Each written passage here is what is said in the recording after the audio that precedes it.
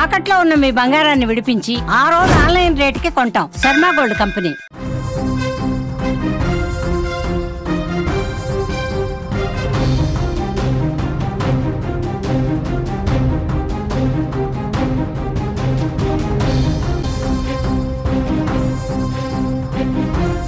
మరో breaking news చూస్తున్నాం. Nimishapriya episode లో మరో ట్విస్ట్ చోటు చేసుకుంది. నిమిషప్రియను ఉరి తీయాలంటూ కూడా మృతుడి సోదరుడు అబ్దెల్ ఫతే మొహదీ డిమాండ్ చేస్తున్నాడు.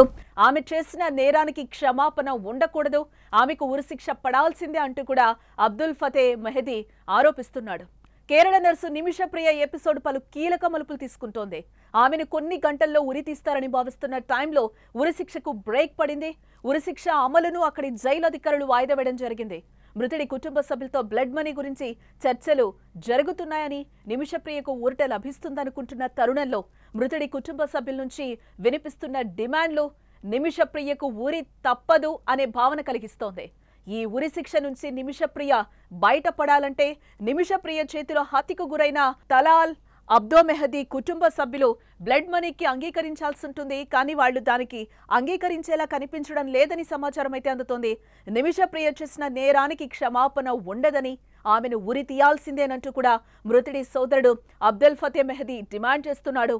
ఆమెకు శిక్ష పడినప్పుడు తమకు న్యాయం జరుగుతుందని నొక్కి చెప్పడంతో నిమిషప్రియకు ఉరి తప్పదా అనే అనుమానం మళ్లీ కలుగుతోంది. ఇకపోతే నిమిషప్రియకు ఇవాళ అంటే బుధవారం ఉరిశిక్ష అమలు చేయాల్సిందే. కానీ బహుముఖ చర్చల కారణంగా ఆమె ఉరిశిక్ష నిలిపివేశారు. సౌదీ అరేబియాలోని ఏజెన్సీలతో పాటు భారత ప్రభుత్వం పూర్తి మద్దతు, యెమెన్లోని షూరా కౌన్సిల్లోని ఒక స్నేహితుడిని మధ్యవర్తిత్వం కోసం సంప్రదించిన గ్రాండ్ ముఫ్తీ అబూబకర్ ముస్లియార్ మతపరమైన జోక్యం ఫలితంగా తదుపరి ఆదేశాలు వచ్చే వరకు కూడా ఉరిశిక్షను వాయిదా వేయాలనే నిర్ణయం తీసుకున్నారు. అయితే ఆలోపు బ్లడ్ మనీ గురించి మృతుడి కుటుంబ సభ్యులతో మాట్లాడే ప్రయత్నాలు కొనసాగుతున్నాయని తరుణంలో మృతుడి స్టేట్మెంట్ ఆమెను క్షమించేలా కనిపించడం లేదు. ఇదిలా ఉంటే నిమిషప్రియను క్షమించగలిగేది మృతుడి కుటుంబమే.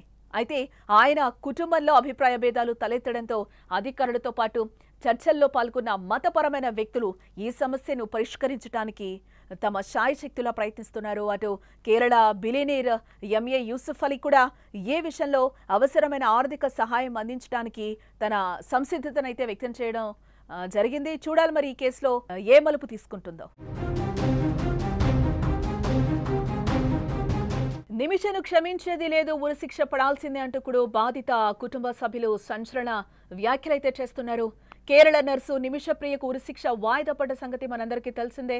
షెడ్యూల్ ప్రకారం జూలై 16న ఆమెకు అంటే బుధవారం ఉరిశిక్ష పడనుండగా చివరి సమయంలో యెమెన్ స్థానికాధికారుల ప్రక్రియను వాయిదా వేయడం జరిగింది. అయితే తాజాగా మరొక కీలక అప్డేట్ వచ్చింది.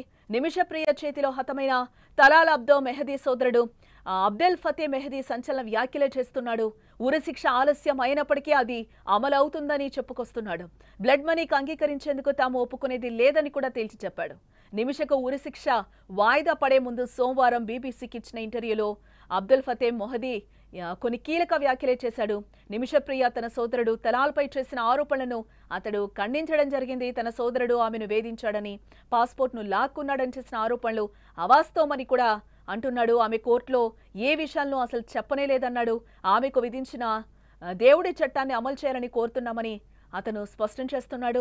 నిమిషప్రియ పాల్పడ్డ ఘాతుకానికే కాకుండా దీర్ఘకాలికంగా సాగిన ఈ కేసు వల్ల తమ కుటుంబం ఎంతో మనోవేదనకి గురైందని కూడా అంటున్నాడు.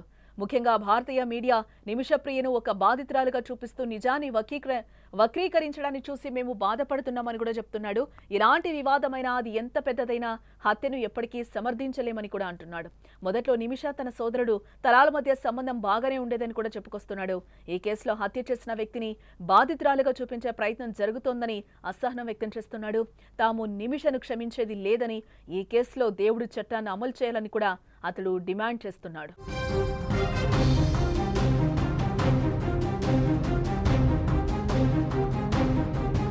నిమిషప్రియ కేరళలో నర్సింగ్ కోర్సు పూర్తి చేసి 2008లో యెమెన్కు వెళ్లి అక్కడే జాబ్లో చేరింది. 2011లో కేరళకు వచ్చి థామస్ అనే వ్యక్తిని పెళ్లి చేసుకోవడం జరిగింది. ఆ తర్వాత యెమెన్లోని ఓ క్లినిక్ని అయితే ప్రారంభించాలని కూడా అనుకుంది. అయితే ఆ దేశ రూల్స్ ప్రకారం స్థానిక వ్యక్తి వ్యాపార భాగస్వామ్యంతోనే ఇది సాధ్యమవుతుంది. ఇందుకోసం నిమిష అక్కడున్న తలాల్ అదీబ్ మెహదీ అనే వ్యక్తికిని వ్యాపార భాగస్వామిగా చేసుకుంది. వీళ్ళిద్దరూ కలిసి మెడికల్ కౌన్సిల్ సెంటర్ని అయితే ప్రారంభించారు. ఆ తర్వాత నిమిష తన కూతురు సంప్రదాయ వేడుక కోసం భారత్కు వచ్చింది. అది ముగిసాక యమన్కు కూడా వెళ్ళిపోయింది. నిమిష భర్త కూతురు మాత్రం కేరళలోనే ఉండిపోవడం జరిగింది. దీన్ని ఆసరాగా చేసుకుని మెహదీ నిమిషప్రియ నుంచి డబ్బు లాక్కునేవాడని, వేధించేవాడని ఆమె కుటుంబం ఆరోపిస్తోంది. ఆఖరికి ఆమె పాస్పోర్ట్ను కూడా లాక్కున్నాడని చెప్పారు. దీంతో నిమిష తన పాస్పోర్ట్ను స్వాధీనం చేసుకునేందుకు 2017లో మెహదీకి మత్తుమంది ఇచ్చింది. కానీ డోస్ ఎక్కువైపోవడంతో అతడు మృతి చెందడం కూడా జరిగింది. దీంతో అతడి మృతదేహాన్ని ఆమె వాటర్ ట్యాంక్లో ముక్కలుగా చేసి కూడా పడేయడం జరిగింది. చివరికి ఆమె సౌదీకి వెళ్తుండగా సరిహద్దులో ఆమెను అధికారులు అరెస్టు చేశారు. ఆ తర్వాత కోర్టు నిమిషప్రియకు ఉరిశిక్షణ అయితే ఖరారు చేసింది. అయితే మృతుడి ఫ్యామిలీ కొంత మొత్తాన్ని పరిహారంగా ఇస్తే దోషులను క్షమించి వదిలేసే అవకాశం యమన్లో ఉంటుంది. ఇందుకోసం భారీ మొత్తంలో డబ్బు వారికి ఇవ్వాల్సి వస్తుంది కూడా. అయితే నిమిషప్రియ కుటుంబం $1 మిలియన్ అంటే 8.6 కోట్లు బాధిత కుటుంబానికి ఇచ్చేందుకు సిద్ధమైంది. కానీ వారి నుంచి ఇప్పటివరకైతే ఎలాంటి స్పందన లేదు.